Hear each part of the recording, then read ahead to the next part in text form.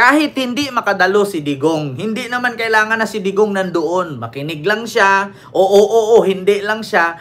Pero kung wala man si Digong, abogado niya ang mag-represent. Eto na. Paano yan aminin? Hindi naman po pwedeng sabihin ni Koopman, hindi po yan mga biktima.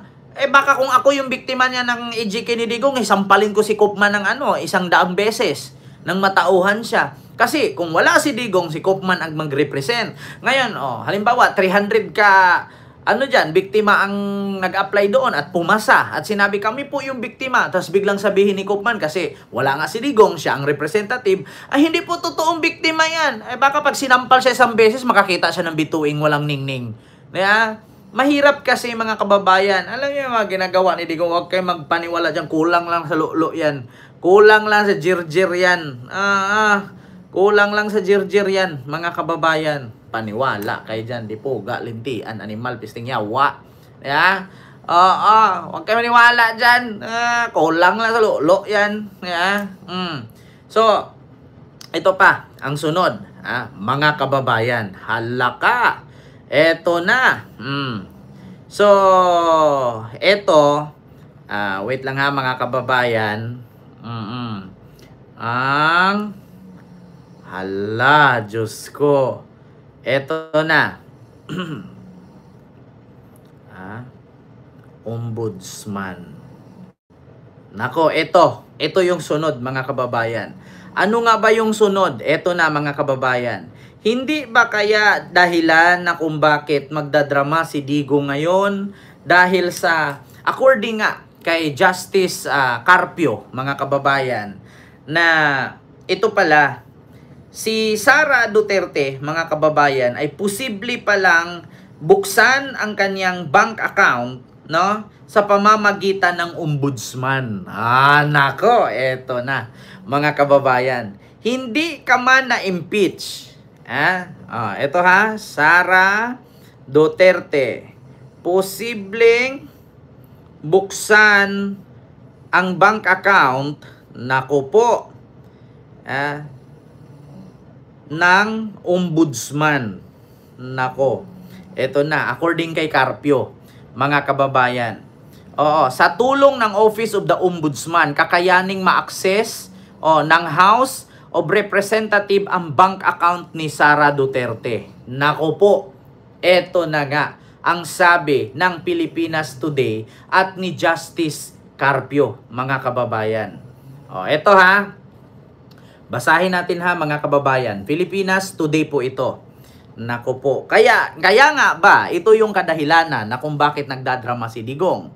Kaya nga ba ito yung kadahilanan kung bakit gusto nilang makauwi si Digong sa Pilipinas? Para saan? Para mabara? Para maharang nila na hindi mabuksan? Nako, eto na mga kababayan. Mismo, ang tsuhin ng asawa ni Sara na si Carpio, Justice Carpio, ang nagsabi, BP Sara bank account maa-access sa tulong ng ombudsman. Nako po, patay kang bata ka. Kaya pala mga kababayan, nasabi ni Amy Marcos na kapag si Boying ang magiging ombudsman, may plano yan na ipakulong si Sara, malayo lang ang 2027 para hindi makatakbong presidente. Nako, mismong si Carpio na nga ang nagsabi. Ito, under the Sal-in-Law. Under the Sal-in-Law. Basahin nyo po mga kababayan, hindi po yan gawa-gawa. Sa Pilipinas Today Post po yan. Under the Sal-in-Law, all public officials submit their Sal-in annually. Merong provision doon before you sign. I hereby authorize the ombudsman to verify my assets and liabilities. So, the ombudsman has the power to ask the AMLAC to send the records of the public officials with respect to their bank accounts, paliwanag ni retired Supreme Court Justice Antonio Carpio. Naku po mga kababayan, kaya pala kinabahan sila na si Boying Rimulya ang magiging ombudsman, manggagalaiti sila. At ngayon sinisiraan nga nila ang ombudsman or acting ombudsman na grabe daw at talamak daw ang korupsyon according kay Amy at kay Marcoleta. Grabe daw katalamak ang korupsyon sa ombudsman. Oo, eto na mga kababayan. Basahin pa natin ha. Yung iba, ito yung iba. Sabi dito sa tulong ng Office of the Ombudsman, kakayaning ma-access ng House Prosecutors ang mga bank account ni Vice President Sara Duterte na inakusahan ng Kamara ng unexplained wealth and failure to disclose asset. Ayon kay dating Supreme Court Justice Antonio Carpio, malaki ang posibilidad na maging sentro ng pagsisimula ng impeachment trial ang pagkakaroon ng access sa mga bank account ni BP Sara, kaya dapat na handa ang prosecution panel na pagtugunan sa mga legal at politikal na hadlang na haharapin nila. Under the bank secrecy law natin, bank deposit are absolutely confidential. Pero may mga exemption to ang applicable dito. Dalawa daw ang applicable. One, in case of impeachment, walang qualification. Pangalawa, if there is a written consent from the depositor, sinabi ni Carpio, nang makapanayam sa DZMM. Naniwala siyang maghahain ang prosecution panel ng motion sa impeachment court upang mag-issue ito ng subpoena dosis ticum sa bank records ng Vice President. Pero dapat iyong desisyonan ng presiding officer, si Senate President Escudero o ng mga senator judge. Gayunman, ayon kay Carpio, ang ombudsman ang isa sa pangparaan upang mabuksan ang bank account ni Sara.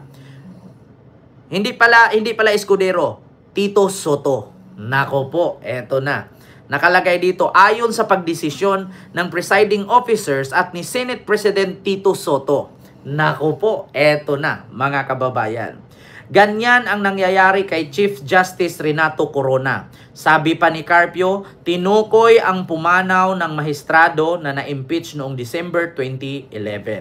Nakatakdang marehistro sa magretiro sa Hulyo 15 ngayong taon si Ombudsman Samuel Martires. Nako, abangan natin yan mga kababayan.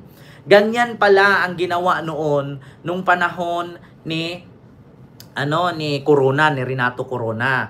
'Di ba? Wala naman tayong kapangyarihan na buksan kahit sino kasi nga confidential yan. Ang problema, pag ikaw pala ay opisyalis, yun palang paglagda mo dun sa oath mo, yung nag-o-oath ka, nanumpa ka. Lahat pala, once na pumirma ka dun, may mga rules pala, 1, 2, 3, 4, 5, na lahat kung sakaling makagawa ka ng hindi maganda, makagawa ka ng katiwalian, lahat ay kayang kalkalin sa pamamagitan ng pagpirma mo bilang Vice Presidente, bilang Presidente, bilang Chairperson, bilang Congressman. Kaya pala bawat mag-oath, kaya pala ang kapal ng libro, nahahawakan niya, tapos manumpa siya doon sa libro na kalagay doon. Once na pumirma ka, sumasang-ayon ka. Nako po, mga kababayan. Nako, anong brand ng relo mo? Secret po, mas mahal pa kay Bato.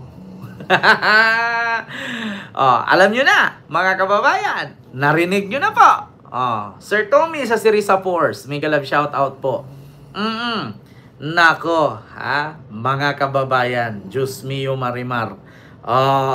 Hala, Ginoo ko tabang Ginoong gagmay, dagkog purol panabangi. Hala, Sara, delikado yung bank account mo, Sara. Nako, Diyos mio Marimar. Eto, sunod mga kababayan. Hala, Diyos ko.